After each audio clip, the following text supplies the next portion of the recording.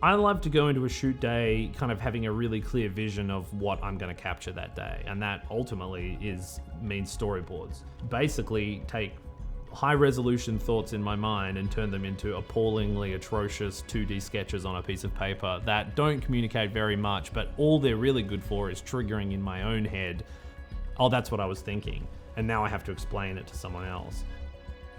I mean, as a filmmaker, you don't live on what happens on the screen. It's not about a two-dimensional image. You occupy a space, you walk around a space and you inhabit that. And it's almost the last thing you do is actually lifting up the camera and looking through it.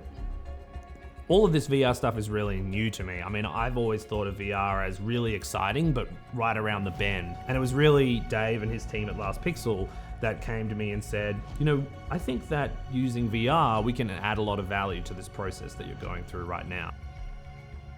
One of the things we said early on was that, I think there's a space for what you're trying to do in this using, the newer technology like VR and real-time rendering. We can see that there's some really powerful things that can help a filmmaker such as yourself. I think we just said to Grant one day, as soon as you've got the basic, bare bones basic set design, just throw us the back of the napkin sketch and we'll put it in VR for you. And I think we very rapidly, took whatever that first sketch was, looked like a very bad Doom level. You could walk around it, but Grant put the headset on and could walk around, and automatically you could see him going to work. It was very much about taking a rudimentary 3D model, getting it in the computer, putting it on the headset, and being able to sort of look down the road and get a sense for what it's going to feel like to stand in front of that object. But then I think one day Dave tapped me on the shoulder and was like, we can put a camera in this scene for you as well. And suddenly it wasn't about what it would look and feel like to you as a person on set. It was about what it would look like to the camera, which was a whole other thing that was really useful. So it started out as a pre-visualization set viewer, set recce kind of tool, and rapidly evolved into being a full-blown storyboarding tool. You could bring up virtual cameras, you could change lenses, you could put virtual actors in, you could place lights, you could read the script, you could bring up all the previous storyboard frames and load them back up like another game. So every time you took a shot with the camera, it would save a still, but it would also save the state of the world.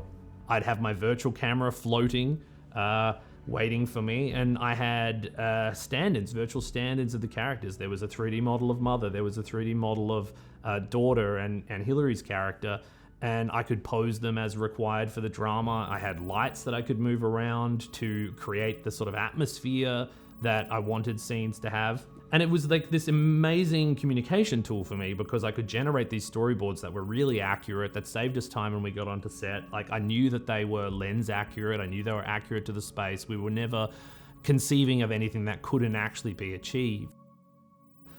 So what started off as them helping out visualize the very contained, knowable space of our shooting set, and it made a lot of sense to build that in VR because we were going to spend 90-something% of the film in that environment, and I could storyboard 90-something% of the film. But that 10% that's not in the bunker was going to be shot on location in New Zealand, and I'd gotten so used to storyboarding this way, I wasn't exactly about to go back to pencil sketches on the back of a napkin. So I did whisper in their ear one day, I said, is there some way to maybe make the beach in VR? And Dave, as he normally does, was like, let me have a think about it, and then I think the next day or a day or two later, I showed up and put on the headset and they were like, click this button here. And suddenly I was in New Zealand, and they'd taken actual satellite data of the terrain of the shooting location and turned it into a set that I could shoot storyboards in. Yeah, we brought the tool set to the table because we could see it was going to have real ramifications and help people get to their visions quicker and easier and know with confidence that what they were getting was what they'd seen in pre-production. So I find that super exciting, that this sort of new frontier of storytelling and this sort of collaboration of making films, it allows that sort of magic to kind of come into the real world in a way that it couldn't before.